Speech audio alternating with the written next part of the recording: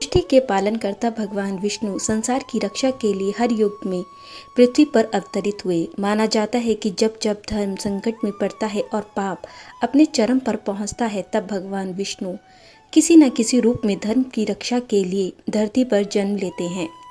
यूं तो भगवान विष्णु के अनेक अवतार हुए, पर उनके 10 अवतारों को प्रमुख माना जाता है, जिन्हें दशावतार भी कहा जाता है। आज हम जानेंगे भगवान विष्णु के पहले अवतार मत्स्य अवतार के बारे में। इस अवतार में भगवान विष्णु आंशिक रूप से मछली और आंशिक रूप से मनुष्य रूप में प्रकट हुए और उन्होंने धरती को महाप्रलय से बचाया।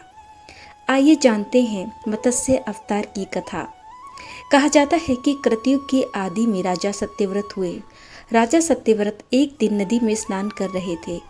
तभी उनकी अंजलि में एक छोटी मछली आ गई। राजा ने सोचा कि वे वापस इसे नदी में डाल दें। तभी उस छोटी मछली ने राजा से विनती की कि हे राजन, आप मुझे वापस नदी में ना डालें, वरना सभी बड़ी मछलियां मुझे खा जाएंगी। इसके पश्चात राजा सत्यव्रत उस छोटी मछली को अपने कमंडल में रखकर महल ले आए, परंतु अगले दिन तक उस मछली का आकार बढ़ने लगा, जिस पर राजा ने उस मछली को मटके में रख दिया। मछली का आकार बढ़ता ही रहा, जिस पर मछली ने राजा से विनती की कि यह जगह उसके रहने के लिए बहुत छोटी पड़ रही है, इसीलिए वे कहीं और इसका प्रबंध करें। इसके बाद मछली के बढ़ते आकार को देख राजा सत्यव्रत चिंता में पड़ गए और उन्होंने मछली को सरोवर में डाल दिया। किंतु उसके पश्चात भी मछली का आकार निरंतर बढ़ता ही रहा और सरोवर भी मछली के लिए छोटा पड़ गया। मछली के निरंतर आकार को बढ़ते देखकर राजा ने सोचा कि इसे अब नदी में डालना ही ठीक रहेगा। इसके पश्चात राजा ने उसे नदी में डाला, पर मछली बढ़ती ही रही। इसके पश्चात अंत में राजा ने उसे समुद्र में डाल दिया, परंतु मछली का विशाल आकार और बड़ा होता रहा। राजा समझ गए कि ये कोई साधारण मछली नहीं है। तब राजा ने उस मछली से कहा कि हे प्रभु, आप जो भी हैं, आपके चमत्कार को देख मैं विस्मित हूँ। अतः अब मैं समझ चुका हूँ कि आप कोई साधारण जीव नहीं हैं। कृपा करके आप मुझे अपने वास्तविक रूप का दर्शन दीजिए। तब भगवान विष्णु मत्स्य रूप में प्रकट हुए और उन्होंने राजा सत्यव्रत से कहा कि हे राजा, हैग्रीव नामक दैत्य ने वेदों को चुरा लिया है, जिसके कारण जगत में चारों ओर अज्ञान और अधर्म फैल गया है। हैग्रीव को मारने और पृथ्वी को महाप्रलय से बचाने के लिए ही मैंने अपना यह मत्स्य अवतार धारण किया है। मत्स्य अवतार रूपी भगवान ने कहा कि हे राजन, आज से ठीक 7 दिन बाद धरती पर जल प्रलय आएगी और सारी की सारी पृथ्वी पानी में डूब जाएगी। जल के अतिरिक्त पृथ्वी पर कुछ नहीं बचेगा।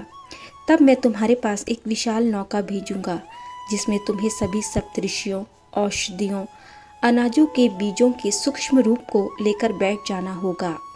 भयंकर प्रलय में नाव के डगमगाने के समय मैं वहां अपने इसी मत्स्य अवतार में आऊँगा। उस समय वासुकी नाग भी मेरे साथ होंगे। उस समय तुम मेरे सींग से उस नाव को बांध देना। ये सभी बातें कहकर भगवान विष्णु अंतर्ध्यान हो गए।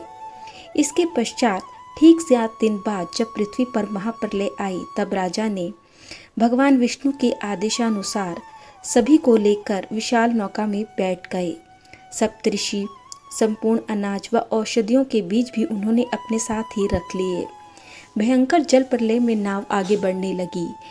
जब नाव जल की विशाल लहरों में डगमगाने लगी, तब राजा सत्यव्रत और सप्तऋषियों ने भगवान विष्णु का ध्यान किया। उसी समय मत्स्य रूपी भगवान विष्णु प्रकट हुए। उनके साथ वासुकी नाग भी थे। राजा ने नाव के एक सिरे को मत्स्य रूपी भगवान के सींग से बांध दिया, जिसके बाद महाप्रलय में नाव तेजी से आगे बढ़ने लगी। उस समय नाव में बैठे राजा और सप्तऋषियों ने पूछा कि इस महाप्रलय में भी हे प्रभु, आपने हमें बचाया, जिसका क्या उद्देश्य है?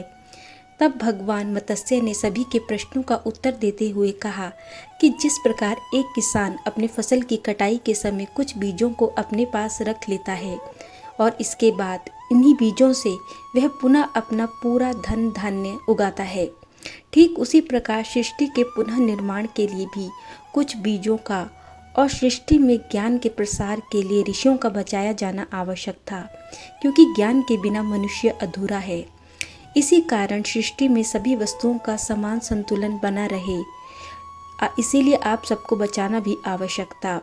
भगवान श्री हरि ने इस जल प्रलय के समय जो भी तत्व ज्ञान समझाया वही आगे चलकर मत्स्य पुराण कहलाया। इसके पश्चात भगवान विष्णु ने अपने धाम जाने से पहले मनु को उनकी स्मृति के आधार पर उस समय की कुछ अच्छी बातें एक पुस्तक में लिखने को कही। साथ ही उस पुस्तक में उन्होंने कहा कि उन बातों का उल्लेख भी किया जाए जिसके कारण उस सृष्टि का अंत हुआ और उसके पश्चात नई सृष्टि का जन्म कैसे हुआ। मनु द्वारा उनकी स्मृति के आधार पर लिखी गई यही पुस्तक बाद में मनुस्मृति के नाम से जानी गई।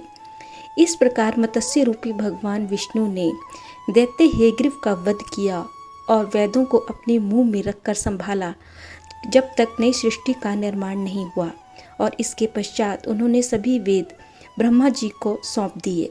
इस प्रकार भगवान विष्णु ने अपने पहले मत्स्य अवतार में वेदों की रक्षा की और इसके साथ साथ नई सृष्टि के निर्माण में भी अहम भूमिका निभाई। धन्यवाद।